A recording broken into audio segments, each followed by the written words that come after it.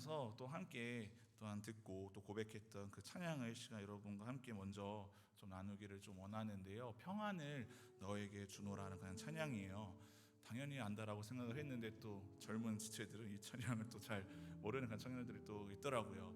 사실은 이 찬양을 적용 찬양으로 나눌까 하다가 먼저 하나님 앞에 우리가 이 찬양의 가사의 그 고백처럼 주님 앞에 더 나아가서 하나님 앞에 예배하고 주님을 높여드릴 때에 하나님을 기쁘시게 하고 또 주님이 주시는 그 참된 평안이 여러분 가운데 임하길 그런 바라는 그 마음으로 이 시간 우리 함께 찬양하고 서로를 축복하도록 하겠습니다.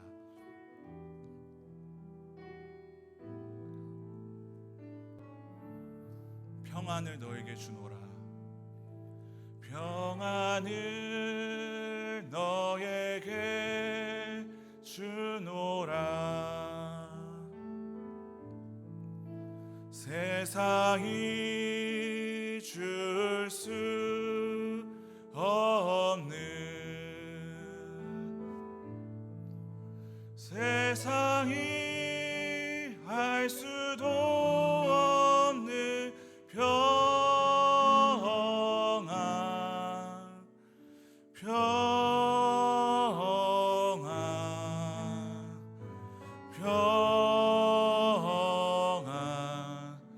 평안을 내게 주노라. 다시 한번 고백하겠습니다. 평안을 너에게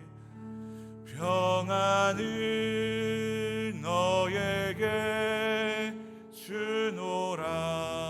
세상이 줄 수 없는 세상이 줄 수 없는 세상이 알 수도 없는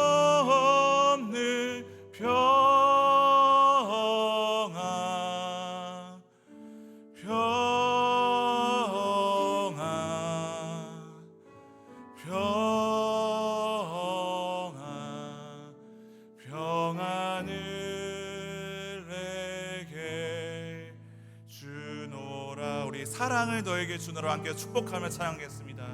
사랑, 우리 좌우에 계신 분들과 함께 우리 평안한 얼굴로 서로 함께 축복하기를 원합니다. 앞뒤로 한번 보시면서 찬양하겠습니다.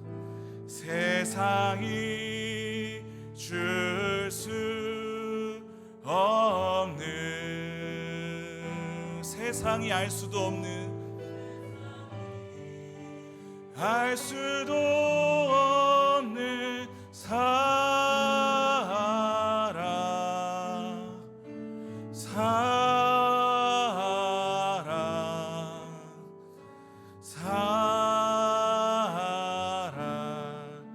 사랑을 내게 주노라.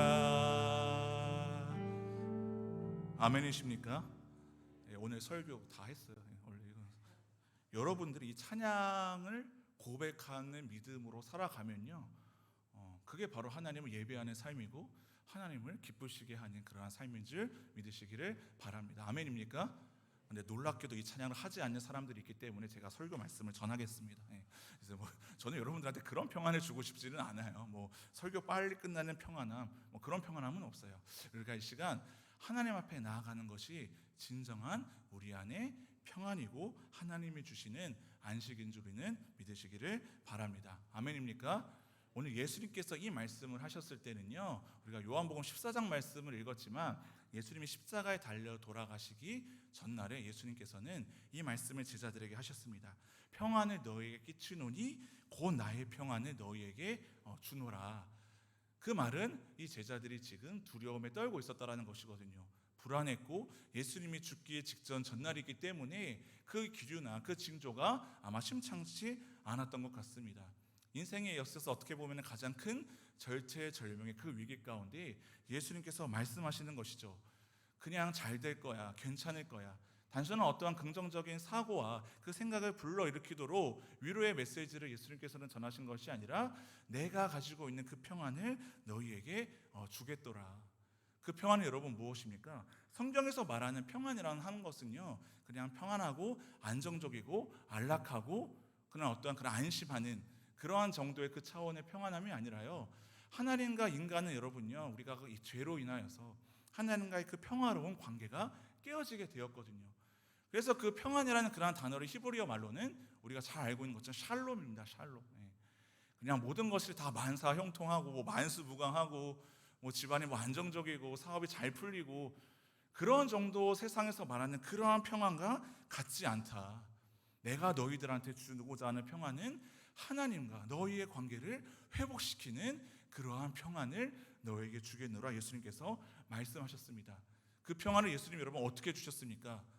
그 독생자 예수 그리스도께서 우리를 위해 십자가에 달려 죽으심으로 하나님과 우리의 그 깨어진 관계가 다시 화목하게 되어지는 것, 우리의 힘과 우리의 능력과 우리의 의지와 능력으로는 하나님 앞에 한 발자국도 나아갈 수 없는 그 우리가 예수 그리스도의 그 보혈의 피로 말미암아 하나님과의 그 회복된 관계를 누리게 되는 그 참된 평안을 예수님께서 주시겠다라고 말하는 것이죠.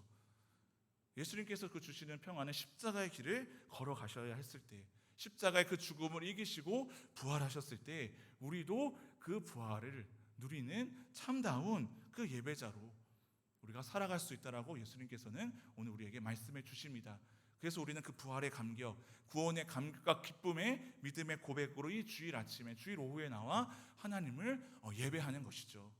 그래서 여러분들은 그 예수 그리스도께서 주시는 그 참된 평안, 예수님을 바라봤을 때 말씀이신 그 예수님을 우리가 말씀을 통해서 만나게 되는 놀라운 은혜와 평안이 여러분 가운데 있기를 간절히 바랍니다.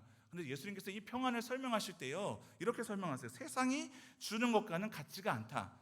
세상에서 누리는 평안이 나쁘다, 필요 없다라가 아니라 세상이 주는 평안과는 좀 다르다라는 거죠. 좀이 아니라 완전히 다르다라는 것입니다.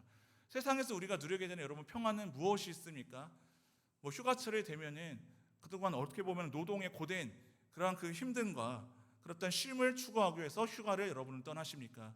아니면은 어떤 다양한 취미생활, 직장생활의 그런 고단함을 또 여러분들 뭐 게임으로 뭐 잊으십니까? 아니면 취미생활이나 어려운 문제 앞에서 또 가족들과 함께 따뜻하고 포근한 시간을 보내십니까?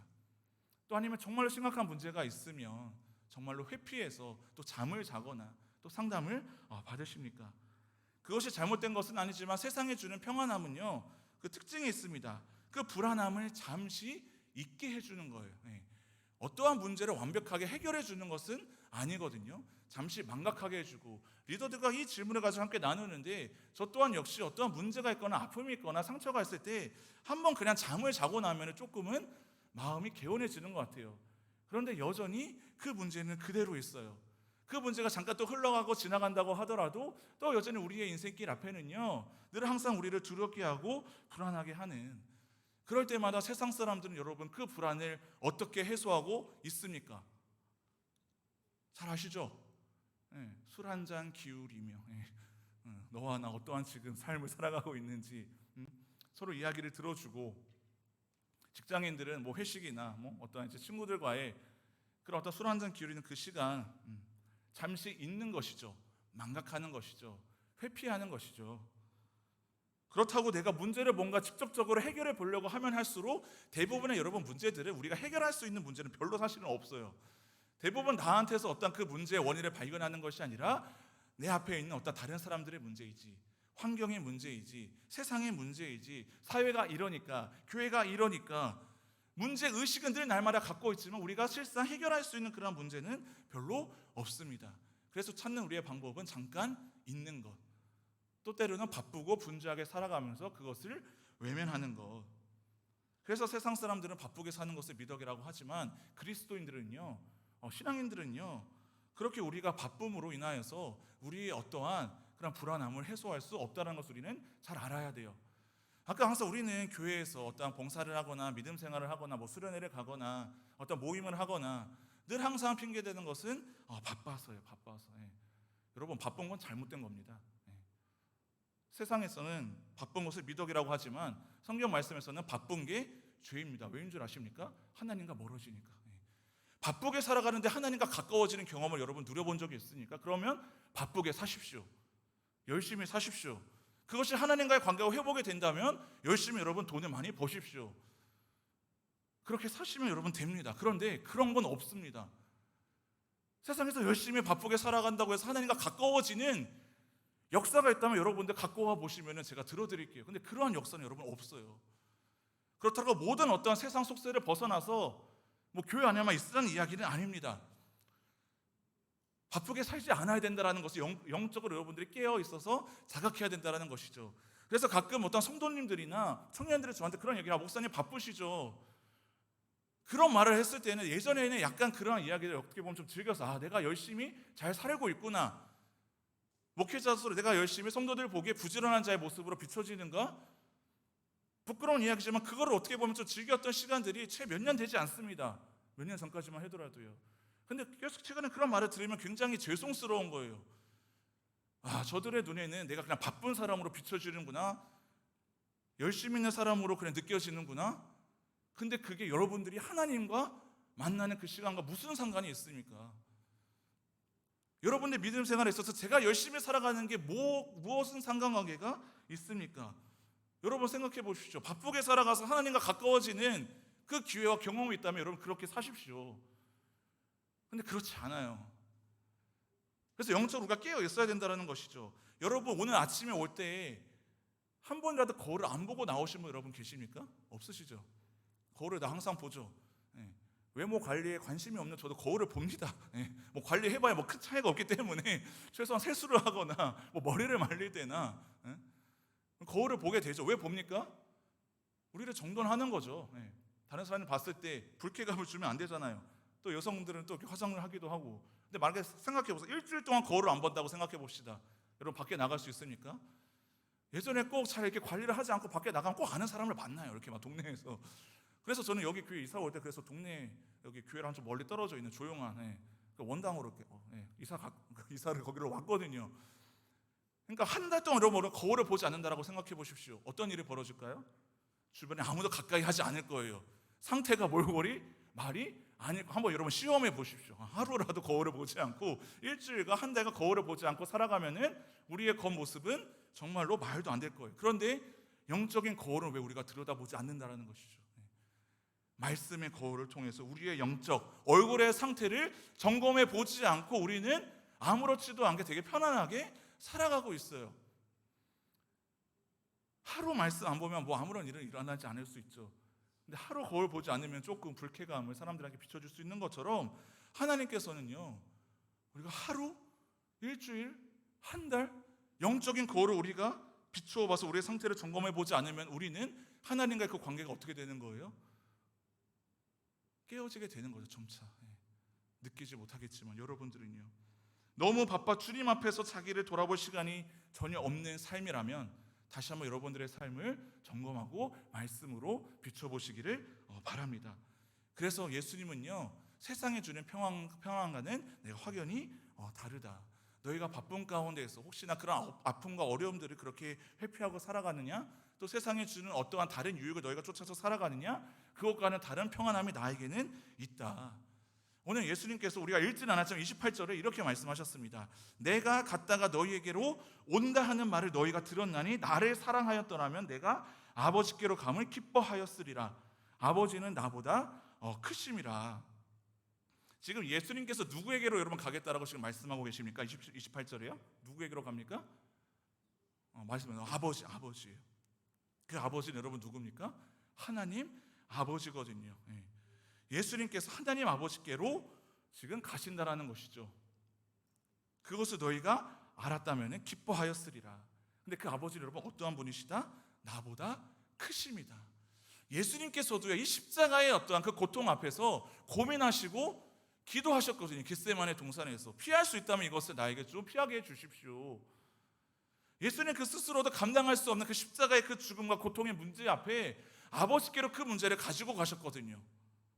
아버지는 나보다 크시기 때문에 우리가 어떠한 문제가 발생하거나 그 어려움이 있었을 때 우리는 우리보다 더욱더 뛰어난 어떤 지혜자들을 찾아가거나 경험이 많은 사람을 찾아가거나 그러한 사람들에게 조언을 구하거나 그 사람들의 도움을 요청하죠. 어린 아기가 그냥 엄마 아빠를 부르짖으면서 찾는 것처럼 문제가 해결되지는 않아도 엄마가 그저 안아주시는 것만으로 아이의 울음이 그칠 수 있는 것처럼 언제나 우리는 우리보다 큰 그 분 앞에 우리는 우리의 문제를 가지고 나아가게 되는 것이죠. 누가복음 1장 28절에 보면요, 마리아가 있습니다. 예수님의 그 육체적 어머니 마리아. 그가 이제 처녀로서 잉태를 하게 되거든요. 임신을 하게 돼요. 그냥 단순한 어떤 혼전 임신의 그런 상황을 지금 말하는 것이 아니라 이때 당시에는요, 그 처녀가 잉태한 것은요, 돌로 맞아 죽게 되는, 그냥 세상의 어떤 그런 지탄을 받는 정도가 아니라 목숨이 위협받는 그 상황 가운데 천사가 그에게 와서 이렇게 말합니다. 그에게 들어가 이르되 은혜를 받은 자여 뭐 할지어다 평안할지어다 주께서 너와 함께 하시도다 하니, 평안함의 근거와 그 이유가 여러분 무엇입니까? 그 문제가 해결됐습니까? 아니요. 오히려 예수님을 낳아야 돼요. 그 처녀 마리아에게는 정말로 청천벽력 같은 그러한 큰 위기의 그 문제 앞에 천사가 말하기를 너는 은혜를 이미 받은 자다. 너는 평안할지어다. 왜요? 주께서 너와 함께 하시기 때문이다. 우리의 문제를 가지고 해결받지 않는다 하더라도요, 주님께서 우리와 함께하여 주시는 그 평안을 우리는 그 자리에 이르러야 된다는 것이죠. 우리가 해결하기 어려운 문제에 부딪혔을 때 우리는 언제나 좀 더 지혜로운 사람을 찾아가면 해결을 받는 그런 경험이 있을 수 있습니다. 때로는 부모님에게, 학창시절엔 선생님에게, 뭐 직장에 문제 있을 때에는 뭐 어떤 상사한테, 어떤 그 보고자한테 우리가 그 우리의 상황을 보고를 하는 것이죠. 여러분 직장 생활을 잘하는 그런 이제 노하우가 있습니다. 팁이 있거든요. 여러분 앞으로 직장을 하게 되실 거잖아요. 보통 사람들을 뽑을 때 뭐 탁월한 어떤 역량을 가지고 있는 그러한 인재 따위를 뽑지는 않습니다. 미안한 얘기지만요, 별로 능력은 다 고만고만해요. 고만고만해. 사람들, 관리자들을 봤을 때 뭐 경영자 마인드를 다 비슷비슷해요. 어느 정도 다 걸러져야 능력 있는 사람들은 많거든요. 최소한의 어떤 기준치. 근데 그 사람들을 뽑을 때 사람들이 가장 좋아하는 선호한 사람들이 있습니다. 직장 생활 잘할 때 칭찬받을 수 있는 비결, 보고를 잘해야 돼요. 보고를. 내가 혼자서 어떤 직장에 들어가서 내가 이 회사를 위해서, 내 이 공동체를 위해서 제가 정말로 어떤 큰 이익을 가져다 주겠습니다, 그런 말도 안 되는 그 선포를 하면 면접에서 당연히 떨어집니다. 그런 경우는 여러분 없어요. 어떻게 합니까? 다 체계가 있고요, 매뉴얼이 있고요, 조직이 있어요, 시스템이 있어요. 그 안에서 보고를 잘 해야 되는 거. 여러분 보고를 하면 어떠한 일이 벌어지는가? 문제가 생겼을 때 그 책임이 여러분 누구한테로 가는 줄 아십니까? 그 상급자한테 가요. 일단 보고를 하고 보는 거예요. 저희도 마찬가지예요. 혼자서 끙끙 앓고 내가 뭔가 해보겠나라고 오히려 문제를 내가 붙잡고 있으면 어떻게 되니까 엄청 깨져요. 왜 그거 보고하지 않았냐고.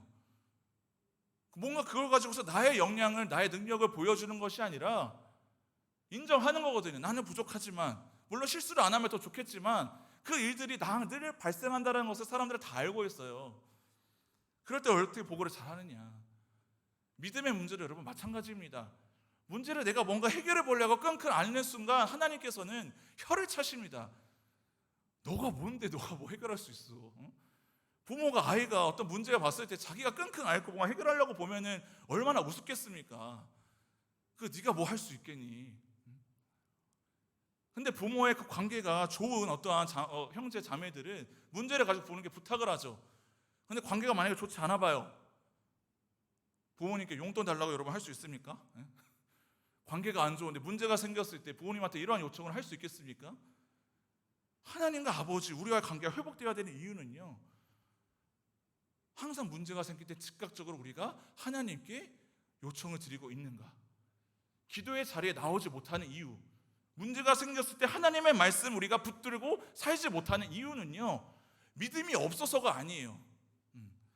그러한 막연한 말로 우리의 그 현재 그 믿음의 그 상태를 그렇게 결론 짓지 마십시오. 정확하게는요, 하나님과의 관계가 좋지 않으니까 기도의 자리에 못 나오는 거예요. 하나님의 말씀을 읽지 않는 것이죠. 여러분 친구 관계나 부모 관계, 또 연인 관계에서 싸움과 갈등이 발생했을 때 여러분은 어떻게 해결하십니까? 어떻게 해결하세요? 그 사람한테 전화를 하거나 만나거나 서로 소통하거나 대화를 하겠죠. 하나님과의 어떤 친밀한 관계가 내가 누리지 못하고 있습니다. 어떤 어려운 관계에 있습니다. 그런데 우리는 말해요. 근데 하나님, 우리 일주일에 한 번 보기로 했으니까 그때 가서 문제를 해결하시죠.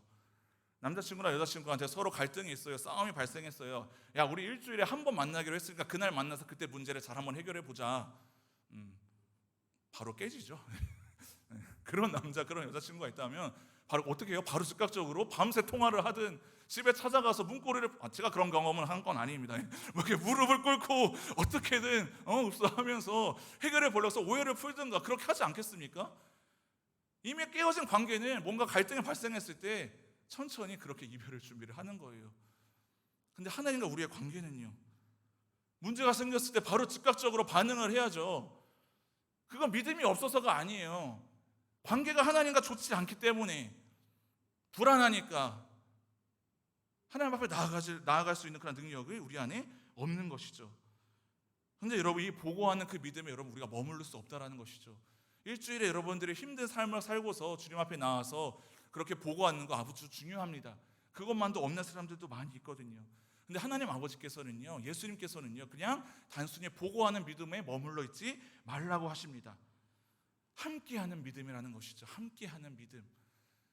회사 그 보고 그 관계는 최소한의 뭡니까? 비즈니스의 관계예요. 공적인 관계이기 때문에 그 일이 어느 정도 이루어지기 위한 최소한의 관계를 위해서 보고를 잘 해야 되는 것이지만, 하나님 아버지께서 우리한테 그러한 정도의 수준의 믿음을 요청하시는 것이 아니에요. 일주일에 한 번 나와서 그래 잘 지냈니? 서로의 생사만 확인하는 그러한 믿음이 아니라 너와 함께 항상 동행하는, 아까 우리가 앞에서 찬양했고 축성도 했잖아요. 주와 함께 걸어가는 길, 한 걸음 한 걸음 주와 함께 길을 가는 그러한 믿음이 여러분들 안에 회복될 수 있기를 간절히 바랍니다. 하나님을 위해 여러분들 일하기를 그만두고요, 하나님과 함께 우리는 일해야 되는 거예요. 주님께서는 그것을 우리들에게 오늘도 요청하고 있습니다. 회사 출근하는 것처럼 출근할 때 보고하고 중간에 회의하고 퇴근할 때 마감 정산하는 정도의 어떤 그 믿음으로는요, 그 사장님과 그 친밀한 관계가 유지가 되지 않겠죠. 상사와. 하나님 아버지도 마찬가지예요. 근데 우리는 하나님을 그저 상사처럼, 직장 상사처럼, 사장님처럼 대하고는 있지 않습니까? 세상에서 분주하게 살다가 중간에 잠깐 깬 정도도 우리의 영혼에 여러분 살 수가 없습니다. 무너진 우리의 관계, 하나님과의 그 관계가 회복되기 위해서는요, 오직 예수 그리스도를 바라보는 그 믿음의 고백과 그 눈으로, 주님이 주시는 그 참된 평안으로 우리가 살아가야 합니다. 그냥 일주일 동안 팍팍하게 살아서 힘들어서 마음의 어떠한 쉼과 안식을 누리기 위해서 일주일에 우리가 주일에 나와서 예배 드리는 것은 천주교 신자들도 하는 거예요. 불교 신자들도 합니다. 절에 한번 가보십시오. 평안해요. 산에 가니까. 뭐 절 자체가 평안하다는 게 아니라 가면 평안해요. 천주교 가보십시오. 얼마나 좋은지 몰라. 뭐 셀 모임이 있으니까, 뭐 어떤 모임이 있으니까, 뭐 봉사가 있으니까 고요하게 그냥 경건하게, 그건 세상에 주는 평안함. 교회 이름만 바꾼다고 하나님만을 그냥 예배한다는 어떠한 이름의 슬로건만 있지, 우리는 그러한 평안함에 지금 안주하고 있지는 않습니까? 참된 평안은요, 주님과 동행하는 삶이 되어야 할지 여러분들은 믿으시기 바랍니다. 동행, 성령의 임재 막연하게 느껴지시죠? 제가 책을 읽다가 어느 한 목사님 책에 이런 예화가 있더라고요. 만약 여러분의 집에 목사님을 초대한다고 한번 가정해 보라는 것이죠. 담임 목사님, 저 말고요. 저는 여러분들 편하잖아요, 그렇죠?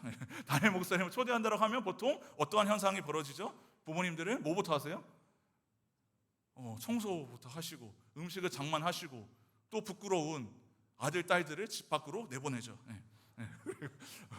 간혹 불상사가 발생할 수 있으니까. 근데 하루 정도는 괜찮아요. 뭐 신방 정도는. 근데 같이 잠깐 머문다라고 생각해 보세요. 일주일을. 뭐 시어머니, 그렇죠? 뭐 어려워하는 뭐 시아버지 막 모시고 살면 어떻게 해야 돼요? 음식이 계속 바뀌어지게 되고요. 청소는 계속해서 깨끗하게 유지해야 되고요. 평소 드리지 않았던 가정 예배를 드리겠죠. 그리고 TV 채널은 과격한 어떠한 그런 뭐 영화나 뭐 드라마 보지 않고 경건한 뭐 새롭게 하소서 이런 거 틀어놓고, CTS 이런 거 음악만 틀어놓고 찬양만 틀어놓고 그러지 않겠어. 경건한 분위기를 연출하겠죠. 왜요? 잘 보여야 하니까. 평소에 그 모습은 굉장히 부끄럽잖아요. 저도 그래요. 저도 가끔 집에 저희 청년들을 초대하면은 청소를 하고 안 보이는 곳까지 구석구석 하고 냉장고에 음식 채워놓고, 평소 저 혼자 있을 때는 물밖에 없거든요. 생수밖에, 강냉장. 근데 뭐 간식 같은 것도 사다 놓고 하잖아요. 근데 여러분, 예수님이 오신다고 생각해 보세요. 예수님이 우리 집에 오신다고 생각하면, 근데 예수님께서 살기를 원하신대요. 잠깐 방문하는 정도가 아니라 일주일에 잠깐 내가 너 들렀다가 지금 초대하는 손님이 아니라 나는 너랑 같이 살고 싶다. 그럼 우리는 어떻게 될까요? 말투가 바뀌게 되고 음식이 늘 바뀌게 되고 우리의 행동의 패턴이 바뀌게 되고 TV를 보는 것보다 말씀을 당연히 보겠죠. 내가 더욱더 그냥 편안하게 내가 하고 싶은 대로 마음껏 하고 사는 게 아니라 예수님이 기뻐하실 만한, 담임 목사님 어떤 기뻐하실 만한 그러한 것을 의식하면서 그렇게 우리의 생활 패턴이나 우리의 모습도 바뀌어지게 되겠죠. 그게 여러분 성령님의 임재고 동행하는 자의 삶의 모습인 거예요. 눈에 보이지 않는다고요? 사람들은 그래요. 하나님을 증명해봐라, 보여주면 믿겠다. 미국의 전도 왕이었던 빌리그레함 목사님이라는 분이 계시는데 그런 인터뷰를 했대요. 하나님을 한번 증명을 어떻게 해줄 수 있겠습니까? 그렇게 대답을 했다고 합니다. 하나님을 증명하다니요. 저는 오늘도 그분을 만나고 왔는데요. 하나님은 여러분 증명의 대상이 아닙니다. 우리가 오늘 만나야 되는 살아계시는 하나님 아버지십니다. 그래서 우리가 인격적인 관계를 누린다고 할 때 살아계신 하나님을 만나는 거예요. 여러분 아버지 어머니 살아계십니까? 증명해 보십시오. 등본 떼어와서 증명할 겁니까? 만나고 있잖아요. 같이 살고 있잖아요. 아무도 그거에 대해서 의심하지 않잖아요. 이번 수련회를 준비하면서 임원단들과 어제도 같이 함께 이야기를 나누었습니다. 항상 수련회를 준비하다 보면 어려운 애로사항과 어떤 그런 위기들이, 갈등들이 늘 항상 있어요. 근데 우리가 이번에 같이 하나님 앞에서는 주제가 오늘 주보 광고에 들어가긴 했지만요. 저도 목회자로서 지난 성경학교 수련회 수없이 하게 되지만 저도 모르게 이 수련회를 통해 뭔가 하나님을 기쁘시게 하기보다는 하나님을 증명하려고 어느 순간 애쓰고 있더라고요. 이 주제의 말씀을 청년들한테 잘 증명해 보여야 되지. 많은 사람들을 좀 더 참여해서 사람들로부터 하나님을 증명해 보여야지. 원활하게, 순조롭게, 다양한 프로그램과 의미 있는 어떤 시간으로 청년들이 은혜 받은 것을 통하여서 하나님을 증명해야지. 근데 하나님께서 그런 마음을 주시더라고요. 너는 왜 그 시간을 통해 나를 증명하려고 하느냐? 수련회는요, 하나님을 깊이 만나는 시간이에요. 수련회 좋은 피드백을 하기 위해서, 담임 목사님한테 어떠한 좋은 보고를 하기 위해서 청년부가 이렇게 지금 잘 되고 있습니다라고 그렇게 사람들한테 간증하기 위해서 하는 게 여러분 아니에요. 수련회는요, 이 주일의 그 짧은 시간으로는 하나님을 깊이 만날 수 없으니 오래전부터 성령학교와 수련회를 준비해서 하나님을 깊이 우리가 좀 교제하고 만나보자. 여러분 가족들과 왜 휴가를 떠나십니까?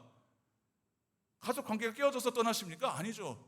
가족들과 더 친밀한 그 사랑을 더욱더 누리고 나누기 위해서 가족 휴가를 몇 개월 전부터 계획을 세우고 숙소를 예약하고 휴가를 잡잖아요.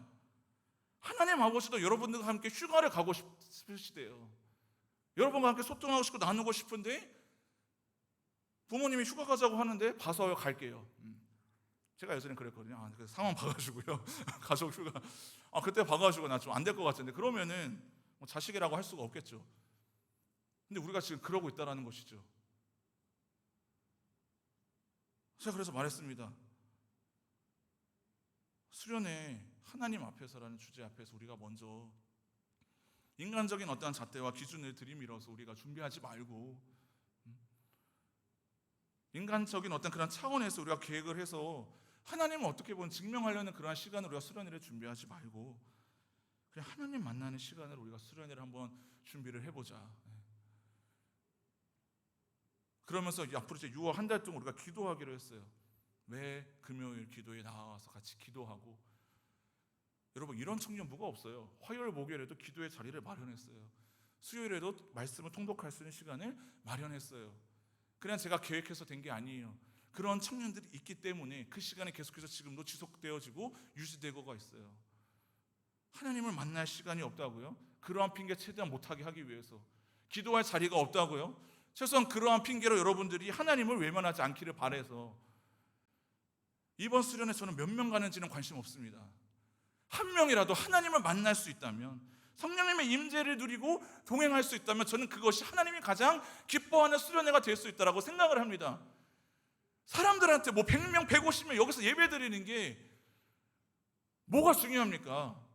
하나님께서 우리한테 그걸 요청하신 적 단 한 번도 없어요. 나는 너희를 만나기를 원하고 너희와 함께 대화하기를 원한다. 하나님께서 우리들한테 요청하신 것은 그것이거든요.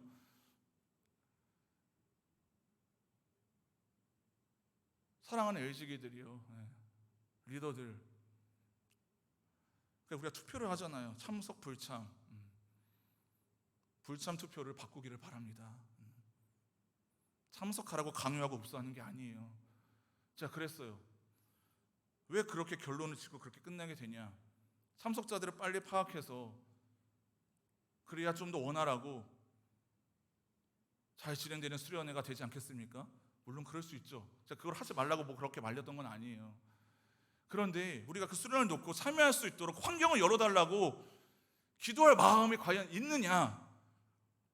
물론 당연히 직장인들이 목요일, 금요일에 시간을 내어서 주님 앞에 나아오는 것은 어려울 수 있어요.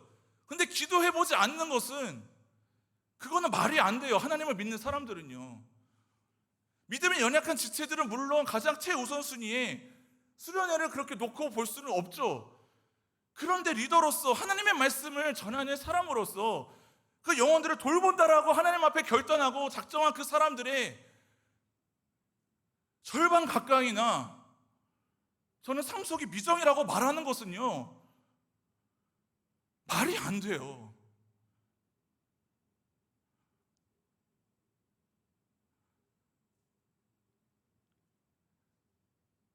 그런 셀모임만에 성령님께서 임재하시겠습니까? 셀모임 위해서 여러분들 얼마나 기도해 보셨습니까? 이 예배를 위해서. 요즘 기도하는 건 그거예요. 하나님, 이 예배자에 들어오는 그 한 사람 한 사람들이 주님을 만나게 해주십시오.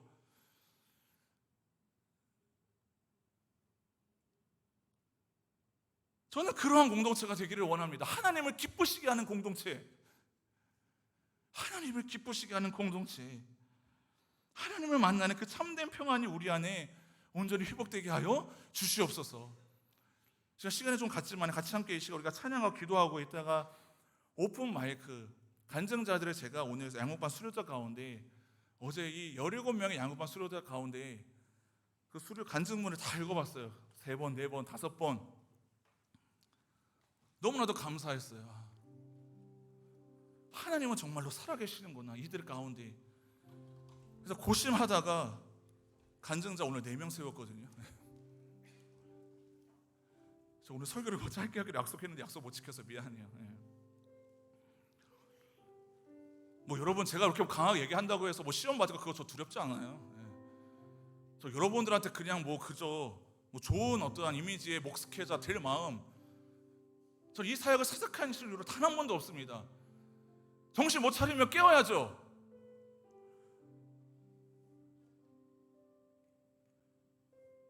영적으로 죽어져 있으면 갈비뼈가 부러지는 영적인 심폐소생술이 필요하면 저는 그렇게 할 겁니다. 그거 두려워서 지금 죽어가고 있는 영혼들이 있는데 인공호흡하는 게 두려워서, 부담스러워서, 심폐소생술 갈비뼈 부러지는 거 두려워서 의사가 그것을 주저하면 여러분 말이 됩니까? 근데 그런 영적인 기류가 보여요. 누구를 위한 수련회고 누구를 위한 예배입니까 도대체가? 누구를 위한 셀모임이고 누구를 위한 이러한 사역입니까? 하나님을 위한 마음이 여러분 1일이라도 있다고 한다면 그렇게 살 수 없어요. 그렇게 살아서도 안 되고요. 이제는 끼어 우리가 기도해야 됩니다. 왜 계속 기도해야 된다라가 맨날 슬로건으로만 끝나요? 수련회를 위해 기도합니다. 수련회를 위한 기도 모임이 있습니다. 나랑은 상관없어. 청년회장이 이야기하더라고요. 자기 혼자 기도하는 것 같아서 너무 힘들대요. 내가 그랬어. 야, 그거 맞는 것 같다. 우리의 영적 공동체 현 주소가 그거 맞아요. 체면 때문에 여러분 이 자리에 나오신 분 계십니까? 리더의 말로 이 자리에 나오신 분 계십니까? 어쩔 수 없이 습관을 쫓아 이 자리에 나온 분 계십니까? 그렇게 나온 사람은 없어요. 다 하나님이 부르셔서 이 자리에 나왔어요. 예수 그리스도께서 피로 사신 교회, 예수 그리스도의 그 보혈의 피로 말미암아 하나님 앞에 나아가는 참된 평안해 주시기 위해 예수님께서 죽으시고 오늘 부활하셨는데 우리는 여전히 평안하지 않고 그저 그런 근근에 버티는 그러한 믿음으로 어떻게 하나님 만나고 어떻게 변화된 삶을 살아가겠다라고 하는 거예요. 회개부터 시작합니다. 회개. 철저히 하나님 앞에 회개하십시오. 그 예수님이 주시는 평안이 있습니다. 두렵습니까? 철저히 하나님의 말씀을 붙잡고 기도하십시오. 성령님께서 여러분 가운데 임재하시고요, 하나님께서 여러분과 함께 하시면 여러분의 인생길 주님께서 책임져 주십니다. 하나님께서 우리 아버지 되어 주십니다. 너희는 하나님께 소망을 두라. 그가 나타나 도우심으로 말미암아 내가 여전히 찬송하겠나라는 그 믿음의 고백이 여러분 가운데 있기를 간절히 바랍니다. 아멘입니까? 이 시간 함께 마음이 닫혀진 자들도 마음을 열리고 입술이 닫혀진 자들이 이제는 하나님 앞에 입술의 문을 열어서 찬양하게 하여 주시옵소서. 세상 가운데 두려움으로 언제까지 그렇게 여러분들이 그렇게 여러분 사셔야 되겠습니까? 하나님을 못 만나게 해서 그럼 저를 찾아와 주세요. 같이 함께 눈물 흘리며 기도할게요. 예수님이 안 느껴지십니까? 리더를 붙잡고서 그저 그 시간에 제한되어서 그 나눔하라고 제가 셀모임 하라고 하는 거 아니에요. 예수님이 안 느껴지면 붙잡고 같이 기도해달라고 요청해야죠. 종교생활이 아닙니다. 하나님을 예배하는 여러분들이 되기를 원하고요, 예수님이 주시는 참된 평안이 우리 안에 회복되게 하여 주시옵소서라는 그 믿음의 고백으로 시간 찬양하고 기도하시겠습니다.